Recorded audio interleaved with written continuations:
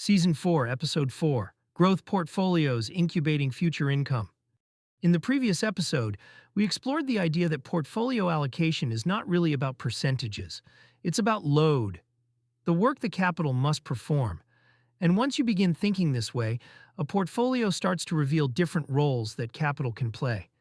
Some capital exists for stability, some exists to generate income, and some exists to grow. Today we're going to look at that third role, growth, but not in the way it is usually discussed. Growth is often treated as the exciting part of investing.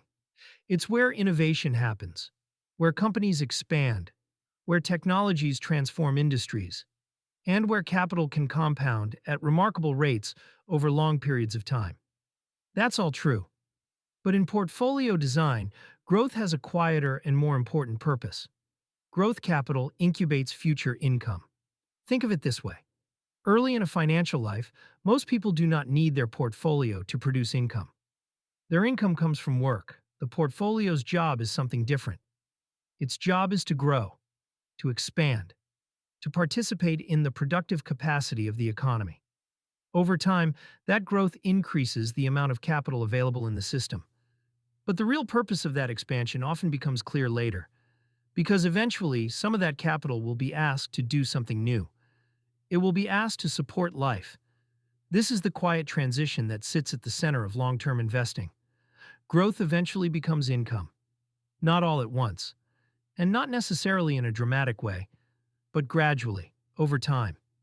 As capital grows, portions of the portfolio can begin shifting toward assets designed to generate dependable cash flow. Income-producing businesses, dividend streams, rental income, other forms of yield. Growth capital makes those transitions possible.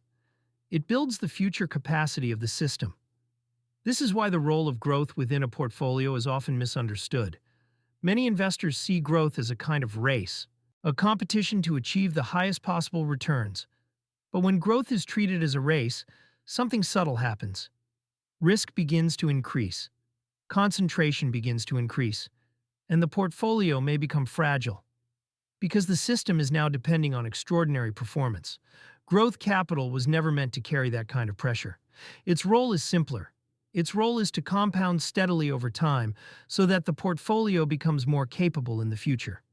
Another way to think about this is to imagine planting an orchard. You do not plant trees because you expect fruit next year. You plant trees because one day they will produce fruit consistently for decades. Growth capital functions in a similar way. It plants the seeds. It allows time and compounding to do their work. And eventually, those seeds become something else, an income-producing system. This also explains why patience is such an important companion to growth investing. Compounding is not dramatic. It is quiet. It happens slowly at first, and then gradually begins to accelerate.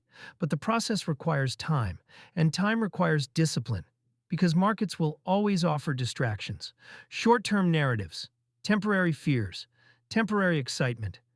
Growth capital only fulfills its role when the system is allowed to operate over long horizons.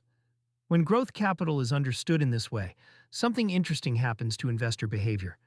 The pressure to constantly outperform begins to fade, because the goal is no longer to win a race. The goal is to steadily increase the future capacity of the portfolio, to grow the orchard, to build the machine, to expand the system so that one day it can support more than it does today. Over time, this process leads to a new question. At what point does growth begin to convert into income? At what point does the portfolio stop simply expanding and begin supporting spending? That transition is one of the most important moments in a financial life. And it is also one of the most difficult. Because shifting from growth to income changes the structure of the portfolio in fundamental ways. But before we explore that transition, we need to understand the second major role capital can play in the system. Income. Not income as a strategy. Not income as a way to chase yield. But income as something more specific. Coverage. The dependable cash flow that allows the portfolio to support life. That's where we'll go next.